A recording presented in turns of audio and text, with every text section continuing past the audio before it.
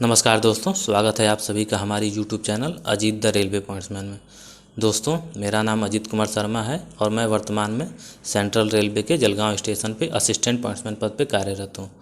दोस्तों, मेरी ज्वाइनिंग 16 जून 2023 को हुई थी।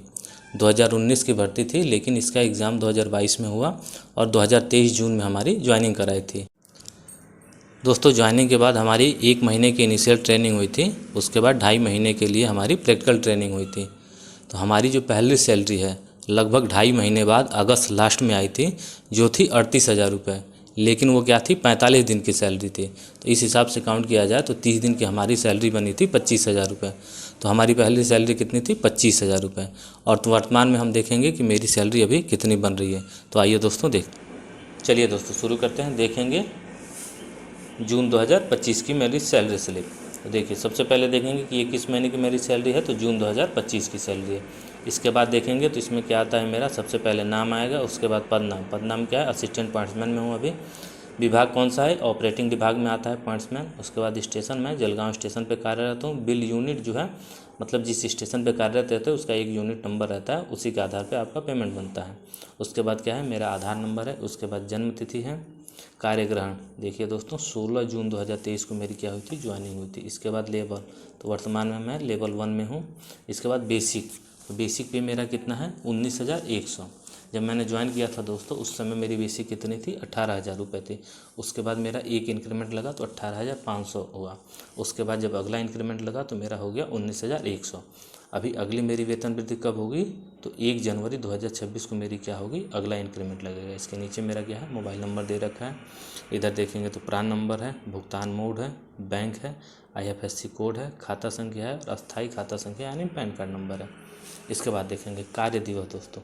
तो देखिएगा कि ये कितने दिन की सैलरी बनी है, तो 30 दिन की बनी है।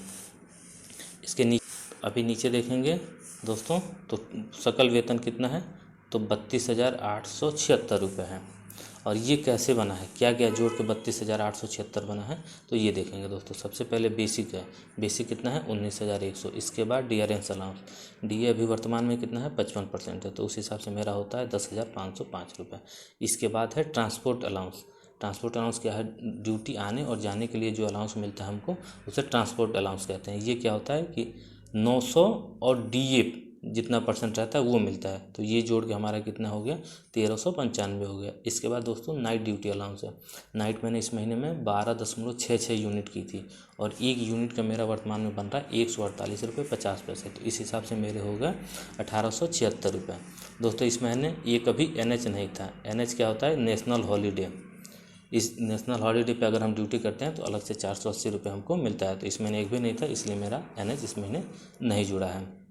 इसके बाद एक ट्रैवलिंग अलाउंस आता है, वो इस महीने दूसरे स्टेशन पर कहीं ड्यूटी नहीं की थी, तो वो भी इस महीने नहीं जुड़ा है। आगे देखेंगे दोस्तों कटौतियाँ। तो कटौतियाँ में क्या है, railway employ insurance scheme type C, इसमें कितना कटा है, 30 रुपये कटा है। आगे न्यू पेंशन स्कीम कितना कटा है, 2961 रुपये। ये कितना कटता है, बेसिक और DA को जोड़ के 10% कटता है। तो ये मेरा कितना कटा है, 2961 रुपये।